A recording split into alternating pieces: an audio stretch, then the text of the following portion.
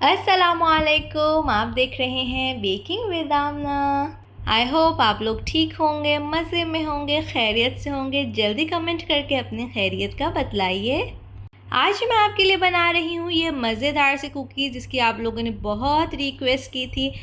इनको बनाना बहुत ही आसान है और बहुत मज़े के बनते हैं। वीकेंड आ गया है तो आपने इस वीकेंड पे इसको बनाना है और मुझे बताना है कि आपको ये रेसिपी कैसी लगी। इंशाल्लाह आगे मैं आपको इसके और फ्लेवर्स भी बनाना सिखा दूंगी। बहुत बातें कर ली तो चलिए रेसिपी शुरू करते हैं। ओवन को आपने प्रीहीट कर लेना है 190 पर। यहाँ पर मेरे पास मैदा है 150 ग्राम। इसमें मैंने ऐड कर दिया बेकिंग पाउडर और बेकिंग सोडा, और साथ ही इसमें मैंने नमक भी ऐड कर दिया। अगर आप सॉल्टेड मक्खन यूज़ कर रहे हैं तो आपने सॉल्ट को नहीं ऐड करना, उसको आपने रेसिपी से हटा देना है। मैं अनसॉल्टेड बटर यूज़ कर रही थी, इसलिए मैंने सॉल्ट ऐड किया था।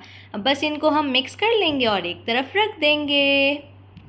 यहाँ बोल में मेरे पास हैं दो तरह की शुगर, एक ब्राउन शुगर है, एक कैस्टर शुगर है, यानी कि पिसी हुई चीनी। तो ये दोनों आपने लाजमी यूज़ करनी है। ब्राउन शुगर को आपने वाइट शुगर से चेंज नहीं करना। ओके, ब्राउन शुगर का इस रेसिपी में होना बहुत ज़रूरी है, जायके के लिए भी और टेक्सचर के लिए भी। फिर मैंने इसमें ऐड कर दिया बटर और वनीला एसेंस। अब हम इसको अच्छे से बीट करेंगे दरमियानी स्पीड पे 2 से 3 मिनट के लिए। आज जो अवन हम यूज़ करेंगे उसको आपने ऊपर की रॉड भी ऑन करनी है और नीचे की भी। ओके, बॉटम एंड टॉप दोनों हीट हमें चाहिए। तो जब आप रीहीट करने के लिए अवन ऑन करें तो इस बात का ख्याल कीजिएगा। स्पैचुला से एक दफ़ा इस तरह सारा जो बैटर है साइड्स में जो लगा हुआ है उसको बीच में कर लेंगे, और फिर हम इसमें एक अंडा ऐड कर देंगे। आज जो अंडा हम यूज़ करेंगे वो ठंडा फ्रिज का होना चाहिए, रूम टेम्परेचर पे नहीं होना चाहिए।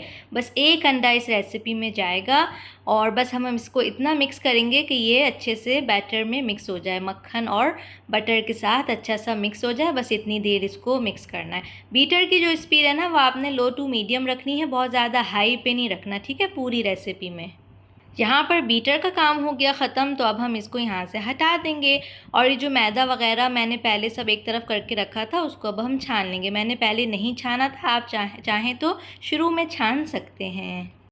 आज मुझे लग नहीं रहा था कि मैं वीडियो बना पाऊँगी, इसलिए कि आज सुबह से मेरे सर में शदीद किस्म का दर्द हो रहा था। लेकिन अल्हम्दुलिल्लाह वीडियो बन गई है और आप लोग जो है अब इसको देख रहे हैं। और कल है सैटरडे, इसका मतलब है कि वीडियो की छुट्टी है, तो मैं अच्छा सा रेस्ट कर लूँगी। अब स्पैचुला की मदद से इसको अच्छे से मिक्स कर लेंगे, यहाँ तक कि सारा मैदा जो है ना वो सब गायब हो जाए। आपने बिल्कुल ये नहीं समझना कि ये ड्राई है, इसमें कोई लिक्विड ऐड करना है, नहीं, कुछ नहीं ऐड होगा। आपने इसको मिक्स करते रहना है, मिक्स करते रहना है, यहाँ तक कि ये अच्छा सा मिक्स हो जाए। अगर आप चाहें तो हाथ का भी इस्तेमाल कर सकते हैं, ग्लव वगैरह पहन के। मैंने इसको स्पैचुला से ही मिक्स किया था। इस रेसिपी को अगर आप डबल करना चाहते हैं तो बिल्कुल आसानी से आप इसको डबल बना सकते हैं। सारे जो इंग्रेडिएंट हैं उनको डबल कर दीजिए, बहुत अच्छी बनती है। इस रेसिपी को आप आराम से फ्रीज़ भी कर सकते हैं, और आपको मैं बतलाऊंगी कि किस स्टेप पे आप इसको फ्रीज़ करने के लिए रख सकते हैं। यहाँ पर मैं ऐड कर रही हूँ चॉकलेट चिप 160 ग्राम, साथ ही इसमें जा रहे हैं वॉलनट्स 100 ग्राम। अच्छा, वॉलनट्स जो है ना उनको आपने लाजमी भूनना है, रोस्ट करना है, चाहे तो ओवन में कर लें 100 सेल्सियस पर 5 मिनट के लिए, और या फिर आज मैंने चूल्हे पे किए थे फ्राई पैन में डाल के। बग़ैर किसी ऑयल के आपने फ्राई पैन में इसको भूनना है, मुस्तकिल चमचा चलाते रहेगा, और 5 मिनट में इतने अच्छे से वो रोस्ट हो जाएंगे। और फिर बस आप उनको निकाल के एक तरफ रख दीजिएगा थोड़ी देर के लिए, फिर उसको चॉप कर लीजिएगा। ये लाजमी करना है, ठीक है। अगर आप बग़ैर उसको भूने डालेंगे ना तो वो बात नहीं आती, वो बिल्कुल भी क्रंच जो है ना वॉलनट्स का वो नहीं आता, तो आपने स्टेप ज़रूर करना है। और ये हमारी कुकी डो रेडी हो चुकी है। इसको अब हम मेजर कर लेंगे, वेट कर लेंगे, ताकि हमें पता चल जाए कि कितने ग्राम्स है, तो हम इसको फिर डिवाइड कर लेंगे। अब अगर आपके पास वेट स्केल नहीं है तो आप सब कुछ अंदाजे से करेंगे। ये थी 560 ग्राम, तो इसको मैंने 6 पोर्शंस में कर लिया, तो एक कुकी जो है वो बना 93 ग्राम्स का। आपको बस मैं एक कुकी वेट करके दिखा रही हूँ, लेकिन इसी तरह मैंने बाकी भी किए थे। टोटल इस रेसिपी से 6 कुकीज़ बने थे, 93 ग्राम का एक कुकीज़।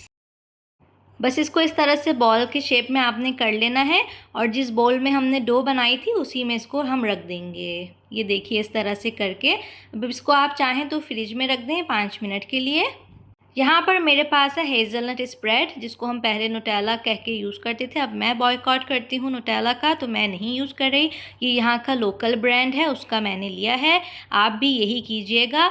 और इसको जो है ना इस तरह से बस अंदाजे से आपने निकालना है और इसको फ्रीज़र में रख दीजिएगा 5 मिनट के लिए, ताकि थोड़ा सख्त हो जाए, वरना इससे काम करना ना थोड़ा मुश्किल होता है।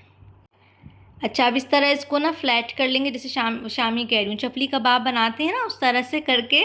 और सेंटर में इसके वो जो हमने हेज़लनट स्प्रेड जो फ्रीज़र में जमाया था वो रख देंगे।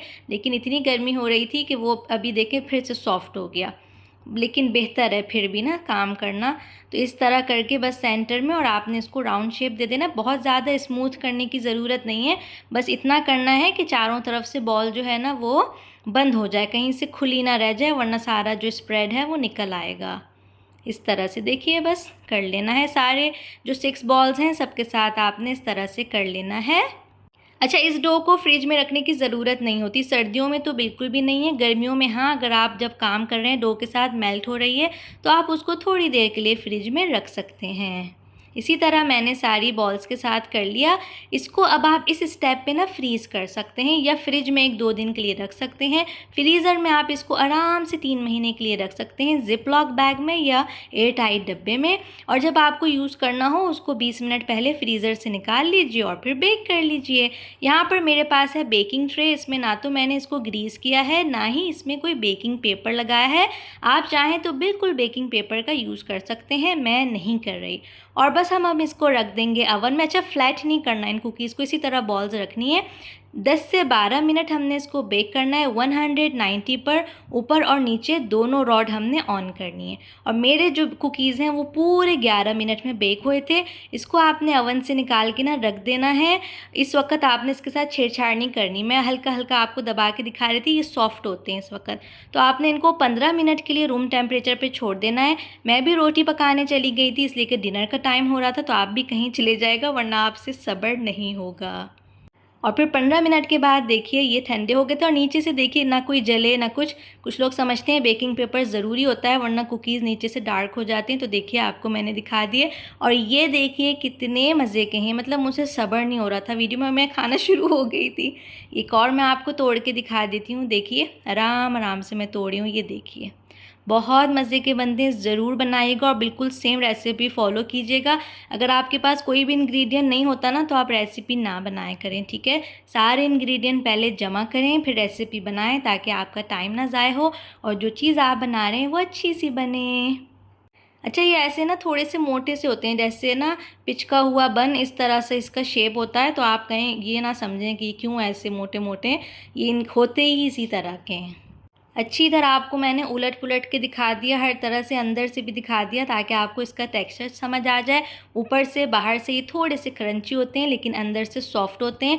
और सेंटर में जो फिलिंग होती है वो उसी तरह रहती है, वो मतलब ये नहीं है कि बेक होने के बाद सख्त हो जाती है, क्या नहीं, वो सॉफ्ट ही रहेगी। आप जब उसको तोड़ेंगे ना तो वो इस तरह होगी। इनको आपने रूम टेम्परेचर पर रखना है, वैसे ये कुछ घंटे से ज़्यादा नहीं रहते, बिलीव मी। आप बना के देखिए, फ़ौरन जो है ना ये गायब हो जाते हैं। अच्छा, मैंने 5 कुकीज़ बेक की हैं। एक कुकी जो है ना उसको मैंने फ्रीज़ कर दिया, इसलिए कि उसके साथ मैं कुछ तजर्बा करना चाह रही थी। इस वीडियो में नहीं, लेकिन किसी और वीडियो में मैं आपको ज़रूर बताऊंगी कि मैंने उसके साथ क्या किया। वीडियो पसंद आ रही है तो जल्दी से लाइक कर दीजिए और कमेंट करके ज़रूर बतलाइए। नए हैं मेरे चैनल पर तो सब्सक्राइब करना नहीं भूलिएगा। आज के लिए इतना ही, अपना ख्याल रखिएगा, दुआओं में मुझे याद रखिएगा। अल्लाह हाफिज़।